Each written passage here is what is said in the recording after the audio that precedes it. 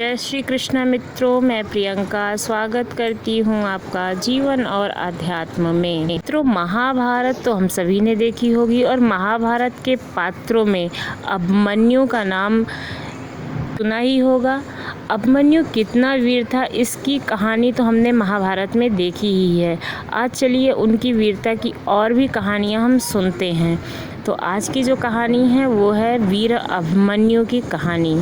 वीरता, बुद्धिमानी और पौरुष का एक महान उदाहरण है महाभारत युग का वीर अभिमन्यु, जिसे अर्जुन पुत्र के नाम से भी जाना जाता है। पांडवों में से सबसे कुशल और आकर्षक इंद्रदेव द्वारा कुंती को वरदान दिए गए अर्जुन को समस्त संसार उनके धनुर्धर कौशल के लिए जानता है। अर्जुन की तरह ही उनका पुत्र भी उनकी छाया लेकर पैदा हुआ था।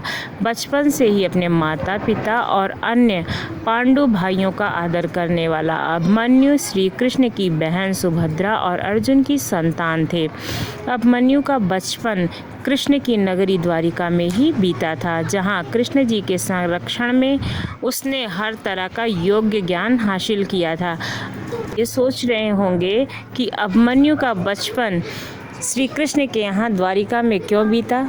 जब द्रौपदी और पांचों पांडव वनवास को गए थे, तब सुभद्रा को भगवान श्री कृष्ण ने अपने यहाँ शरण दी थी और अपने भांजे को शिक्षा। कहते हैं ना कि केवल अपने जीवन के दौरान बल्कि इस संसार में आने से पहले ही अभिमन्यु ने अपनी माता सुभद्रा के गर्भ में ही युद्ध का ज्ञान हासिल कर लिया था। यह तब की बात है जब अर्जुन अपनी पत्नी सुभद्रा को चक्रव्यूह भेदने की तकनीक समझा रहे थे। उस समय अभिमन्यु सुभद्रा के गर्भ में था और सारी बातों को सुन रहा था। अर्जुन अपनी पत्नी सुभद्रा को चक्रव्यूह में जाने, उनके सारे चक्रव्यूह भेदने और अंत में वहां से कैसे बाहर आना, इसकी कला बता रहे थे। अर्जुन एक के बाद एक सुभद्रा को व्यूह में प्रवेश करने और शत्रुओं को कैसे पराजित किया जाता है इसका वर्णन कर रहे थे। अर्जुन द्वारा सुभद्रा को करव्यूह, कर्मव्यूह और सर्पव्यूह की जानकारी दी गई। यह सब पास करने के बाद किस प्रकार से चक्रव्यूह से बाहर आया जाता है, यह अर्जुन बताने ही वाले थे कि उन्होंने देखा कि उनकी पत्नी सो गई हैं। सुभद्रा को सोता हुआ देखकर अर्जुन ने उन्हें परेशान करना ठीक नहीं समझा और वहां से चले गए। इस तरह से अभिमन्यु ने चक्रव्यूह के बहुत से राज जान तो लिए, लेकिन अंतिम और बेहद महत्वपूर्ण तरीका वह जान न सका। पूरे महाभारत काल में अर्जुन के बाद यदि कोई चक्रव्यूह में जाने का साहस कर सकता था तो वो केवल अभिमन्यु था।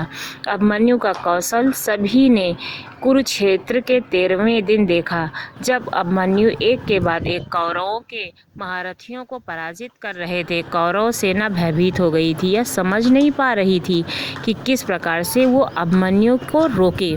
कहते हैं कि अभिमन्यु द्वंद्व युद्ध में इतने माहिर थे कि कौरवों में शायद ही कोई ऐसा योद्धा था जो उन्हें पराजित कर सके। इसलिए उन्हें पराजित करने के लिए कौरवों ने छल का सहारा लिया। गुरु द्रोण द्वारा पांडवों को हराने के लिए चक्रव्यूह की रचना की गई। वे जानते थे कि चक्रव्यूह को भेदने की कला तो अर्जुन ही जानते हैं, केवल अर्जुन पुत्र की क्षमता से अनजान थे वे गुरु द्रोण द्वारा चक्रव्यूह रचा गया, परंतु उस दिन शायद पांडवों की किस्मत उनके साथ नहीं थी। गुरु द्रोण ने पांडवों को सबके सामने चक्रव्यूह भेदने की चुनौती दी। उस समय किसी कारणवश अर्जुन लड़ते लड़ते रण क्षेत्र से काफ़ी दूर चले गए थे। वे इस बात से अनजान थे कि गुरु द्रोण द्वारा चक्रव्यूह रचा जा रहा है। अर्जुन पुत्र अभिमन्यु चक्रव्यूह भेदने के लिए उसमें घुस गया। चक्रव्यूह में प्रवेश करने के बाद अभिमन्यु ने कुशलतापूर्वक चक्रव्यूह के 6 चरण भेद लिए। 6 चरण पार करने के बाद अभिमन्यु जैसे ही 7वें और आखिरी चरण में पहुंचा तो उसे दुर्योधन, जयद्रथ आदि 7 महारथियों ने घेर लिया। अपने सामने इतने सारे महारथी देखकर भी अभिमन्यु ने साहस का साथ नहीं छोड़ा था। अभिमन्यु का रथ टूट चुका था, फिर भी अपनी रक्षा करने के लिए अभिमन्यु ने अपने रथ के पहिए को अपने ऊपर रक्षा कवच बनाते हुए रख लिया था। और दाएं हाथ से तलवारबाजी करता रहा। कुछ देर बाद अभिमन्यु की तलवार भी टूट गई और साथ ही कौरवों ने उसके रथ का पहिया भी चकनाचूर कर दिया। इसके बाद भी अभिमन्यु अपने बल से लड़ता रहा और प्रहार करता रहा, किंतु तभी जयद्रथ ने पीछे से निहत्थे अभिमन्यु पर जोरदार प्रहार कर दिया। उस बार की मार अभिमन्यु सह न सका और वीर गति को प्राप्त हो गया। अभिमन्यु की मृत्यु का समाचार जब अर्जुन को मिला तो वह बेहद क्रोधित हो उठे और अपने पुत्र की मृत्यु के लिए शत्रुओं का सर्वनाश करने का फैसला किया। तो इस तरह से वीरता के साथ लड़ते हुए अर्जुन पुत्र अभिमन्यु के जीवन का अंत हो गया था। अभिमन्यु ने जाते जाते हमें ये सिखाया कि परिस्थिति कितनी भी विकट आ जाए, इंसान को धैर्य का सामना करना चाहिए। हमेशा धैर्य के साथ ही किसी भी कठिनाई से निपटा जा सकता है। इस संसार में केवल युद्ध को जीतना ही श्रेष्ठता नहीं कहलाती है, युद्ध में अपना साहस दिखाने वाले को भी संसार में सम्मान की नज़र से देखा जाता है। आपको ये कहानी कैसी लगी? अगर अच्छी लगी हो तो चैनल को सब्सक्राइब कीजिएगा और भी वीडियो देखने के लिए धन्यवाद।